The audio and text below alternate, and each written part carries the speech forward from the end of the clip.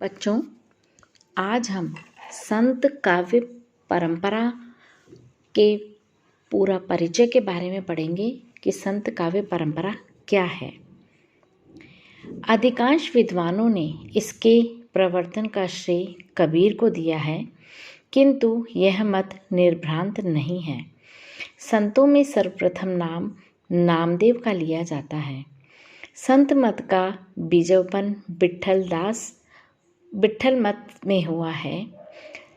इसमें सोमेश्वर चक्रधर महाराज, ज्ञानेश्वर, मुक्ताबाई इत्यादि के पद भी इसी क्रम में मिलते हैं। और कुछ विचारक संत मत के प्रवर्तन का श्रेय कबीर को न देकर नामदेव को देते हैं, लेकिन सूक्ष्म पर्यालोचन के पश्चात ये स्पष्ट हो जाता है कि आगे के संतों पर जितना प्रभाव कबीर के अक्खड़पन, फक्कड़ाना वृत्ति आदि का पड़ा, उतना नामदेव की मृदुता आदि का नहीं पड़ा था। और ये भी ध्यान रखने योग्य बात है बच्चों कि कबीर के जो दीक्षा गुरु थे वो रामानंद थे, और कबीर ही सर्वप्रथम सबल मार्ग स्तंभ माने जाते हैं, क्योंकि आगे चलकर कबीर के नाम पर कबीर पंथ ही चल पड़ा है। और रामानंद के जो दूसरे शिष्य थे रैदास, जो शिष्य उनके रैदास थे, उन्होंने भी अपने संत मत के विकास में पूरा अपना योगदान दिया। इनके नाम पर भी पंथ चला है। संतों में नानक का नाम अपना स्थान रखता है।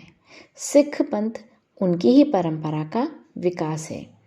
इसी क्रम में शेख इब्राहिम का नाम भी लिया जाएगा। गुरु ग्रंथ साहब में इनके भी पद मिलते हैं।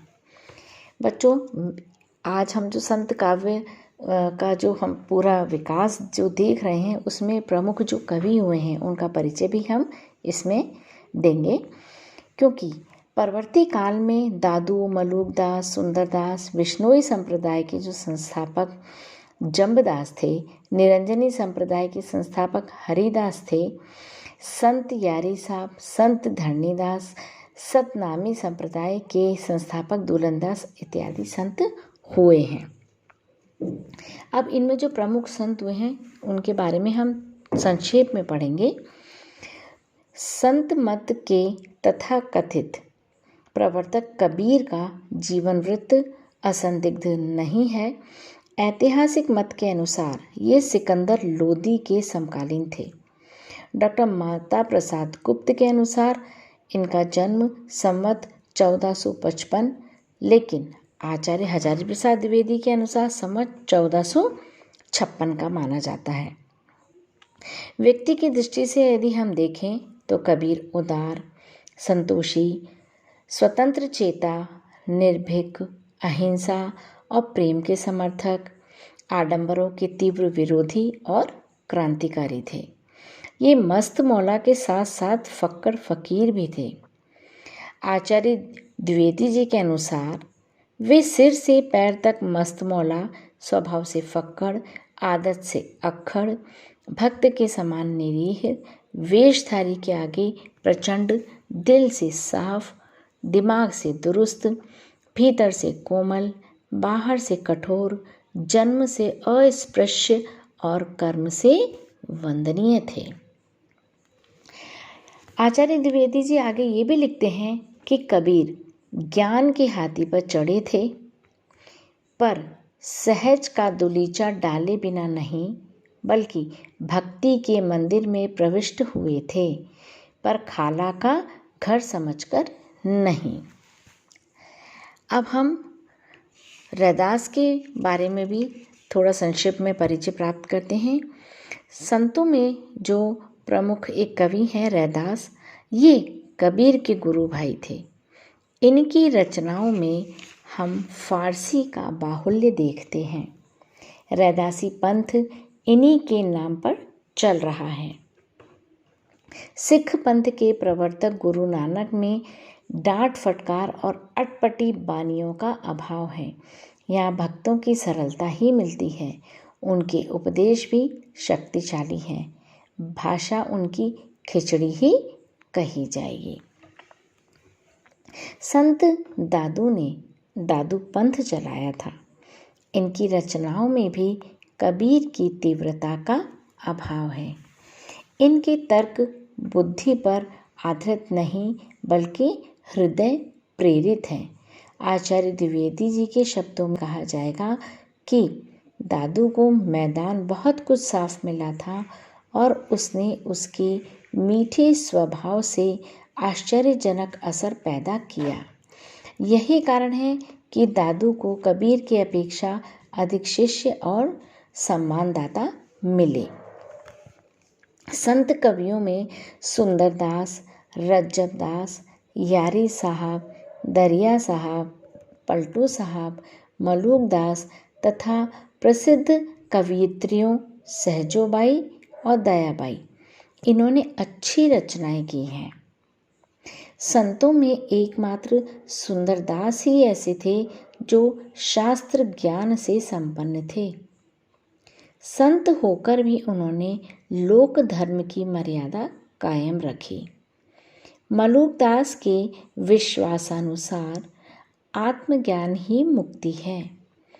इनका निम्नलिखित दोहा आलसियों पर कोड़ा बन गया है और वो दोहा क्या है? अजगर करे न चाकरी, पंछी करे न काम, दास मल्लूका कह गए सबके दाता राम।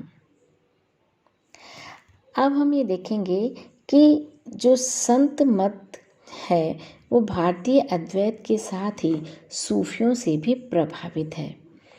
डॉक्टर गणपति चंद्र गुप्त ने ऐसे विचारकों से विरोध प्रकट करते हुए यह सुझाने की चेष्टा की है कि संतों पर सूफियों का प्रभाव बिल्कुल नहीं था। इस संबंध में उनका तर्क है कि यदि कबीर आदि संत सूफियों से प्रभावित होते तो कहीं ना कहीं उनके प्रति ये कृतज्ञता अवश्य दिखाते। इन्होंने वैष्णवों से जो संपदा ली उसी के कारण ये वैष्णवों की बार बार प्रशंसा करते हैं, उनके प्रति श्रद्धा दिखाते हैं। साथ ही संतों ने सूफियों की बंदगी, निवाज, हज्जा, ये चीज़ें बच्चों सूफियों की शरीयत है, शेख आदि का विरोध ही किया है। एक बात और है कि संतों ने खंडन के क्षेत्र में अल्लाह, खुदा आदि के नाम तो लिए हैं, पर प्रेम के क्षेत्र में कहीं प्रेम में वे राम, गोविंद, हरि इत्यादि को ही पुकारते हैं। ऐसा लगता है कि संतों पर सूफियों का प्रभाव है ही नहीं। इन्होंने सारी संपत्ति नाथों, सिद्धों और वैष्णवों से ही ली है। हम अंत में यही कहना चाहेंगे कि संत काव्य परंपरा का हिंदी साहित्य में ऐतिहासिक महत्व है। इससे सर्वधर्म सम्मत की बात उठाकर विश्व धर्म की बात की गई है, लेकिन ये क्या बन गया है? एक व्यक्ति धर्म बन गया है। यह हमारे जीवन को पूर्ण रूप में नहीं, आंशिक रूप में ही प्रभावित कर सका है। क्योंकि ये देखो बच्चों, उस समय जो कबीर की जो वाणियाँ थी, जिन संतों की जो वाणियाँ थी, वो तत्कालीन युग में तो बहुत ही समीचीन थी और कोई उसका विरोध भी नहीं करता था। लेकिन आज ये मैं बोल रही हूँ एक वाक्य कि ये हमारे जीवन को पूर्ण रूप में नहीं, आंशिक रूप में ही प्रभावित कर सका। आंशिक रूप में प्रभावित करने का मतलब है कि उस समय इसने प्रभावित किया, लेकिन हम जीवन भर उनकी बातों को लेकर नहीं चल सकते। आज अगर कबीर की जो उन्होंने हिंदू और मुसलमानों की जो थोथलापन है, दिखावा है, उस पर कटाक्ष किया, अगर कोई व्यक्ति आज अगर दोनों वर्गों के समक्ष अगर इस तरह की बात करता है तो निश्चित रूप से वैमनस्य की स्थिति पैदा हो जाएगी। इसलिए ये आंशिक रूप में ही प्रभावित कर सका है। अब हम ये भी देखेंगे कि इन संतों का जो विषय है वो क्या है? अंतःकरण का ही विषय इनका है, लेकिन इंद्रियों का विषय नहीं है। वो केवल अंतःकरण की शुद्धता पर बल देते हैं। लेकिन ये बात अवश्य स्पष्ट है कि संत काव्य ने निम्न वर्ग की हीन भावना को वाणी दी है। उन्होंने जो दलित वर्ग था, दमित वर्ग था समाज में, जो जिसका दमन किया जा रहा था, उसकी हीन भावना को उन्होंने अपनी वाणी का विषय बनाया, जिसका प्रभाव उच्च वर्ग पर भी पड़े बिना नहीं रह सका है।